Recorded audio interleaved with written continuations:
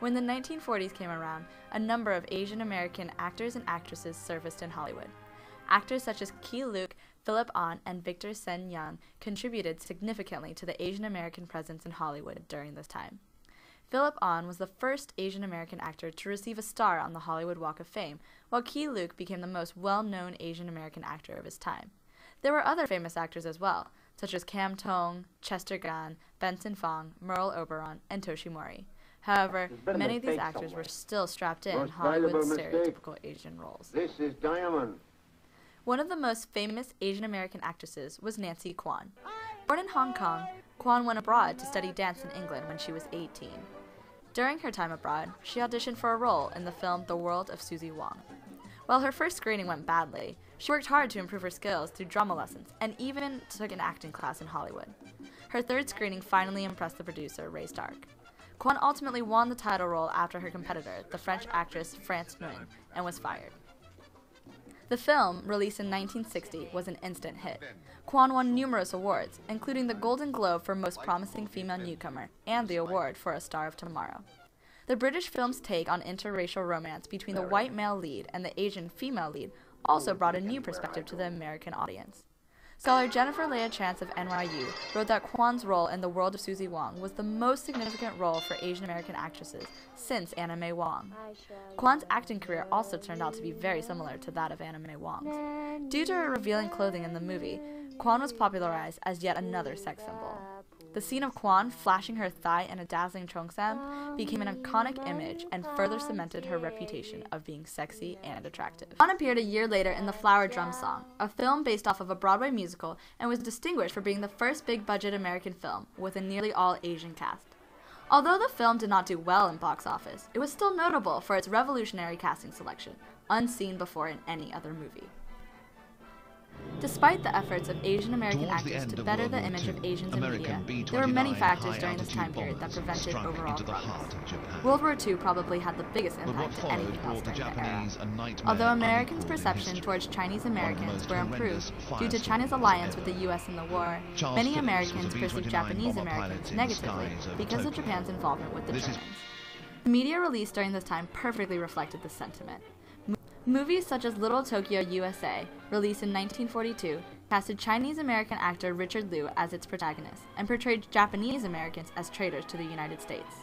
Another anti-Japanese film, Dragon Seed, released in 1944, starred Academy Award winner Katharine Hepburn in Yellowface as a Chinese woman protecting her village from Japanese invaders.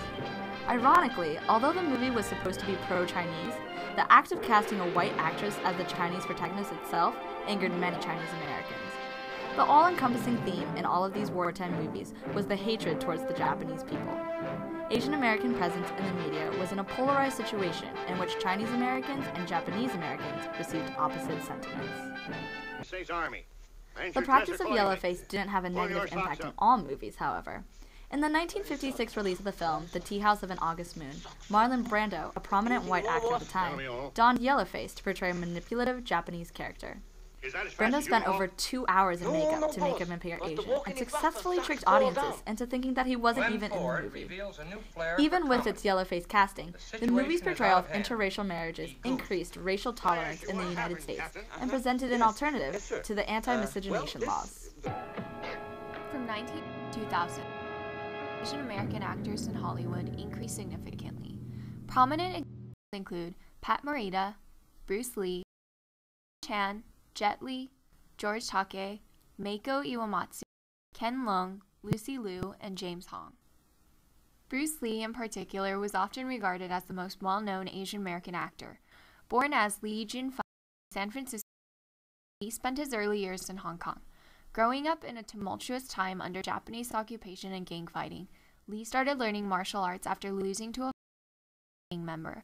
He became extremely skilled at martial arts, but was sent by his father to live with his older sister in the States due to his aggressive nature. At this point, he had several titles under his belt. He would later in the University of Washington and develop a style of martial arts known as Jeet Kune Do. Because his father was an influential opera star, he was exposed to the film industry at a young age and appeared in over 20 films by the time he was 18. Despite his familiarity with films, he had always planned to pursue martial arts in film. However, during a martial arts exhibition, William Dozier to be in the television pilot for Number One Son. Although the show never aired, Lee was invited to act in another show called The Green Hornet, which is an Image comic series of the same name. Following a season of acting and choreographing martial arts movies, in 1970, he developed the concept of a TV series named The Warrior Brothers. Although the company took his idea, Lee was denied a role in his own show due to his thick accent. Not happy with supporting roles in the U.S., Lee in Hong Kong, Fist of Fury, and Way of the Dragon, both catapulted him to stardom. Lee starred in and Enter the Dragon before his unfortunate death in 1960. Lee's contribution to the image of Asian Americans in media. In fact, the stereotypical role of the Chinese partly because of his appearances in film. Lee's tough guy promoted the image of the Asian American. Progress did not end. In 1966, the infamous anti-miscegenation law was finally repealed in the United States.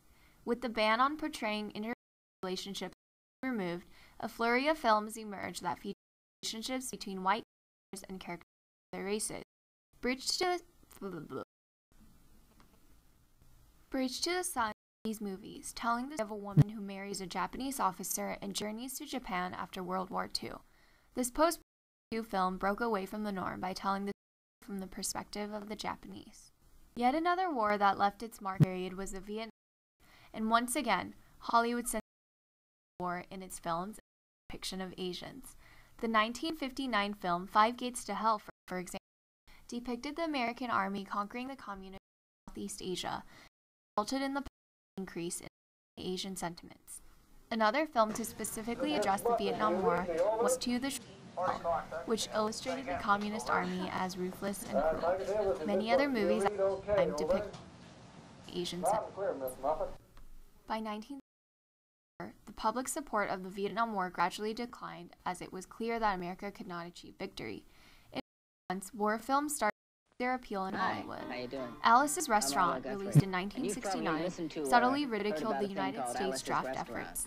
30 years after the war explosion, positive war began to surface. Indochine, for example, depicted how this woman had learned to. Despite the positive progress and reputation of Asian Americans in media, yellowface still persisted even at the turn of the century. Saigon, a Broadway show by the same producer as Les Miserables, casted white actors to play Vietnamese characters. In the HBO comedy series Tracy Takes On, Tracy Ullman donned yellowface to play her character Miss No Nang Nin, enraging members of the American community, though some thanked her for playing an underrepresented Asian. One of the most prominent Asian stereotypes, Nerdy Asian, appeared during this time period as well.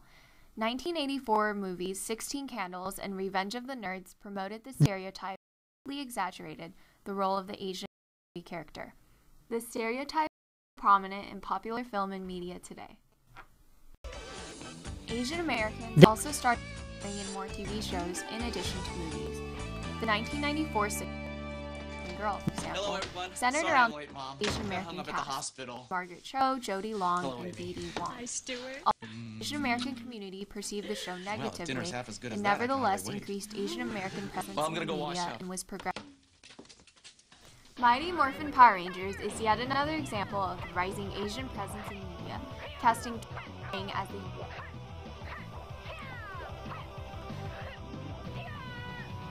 the Lastly, the television show Justin Nguyen as one of its main characters.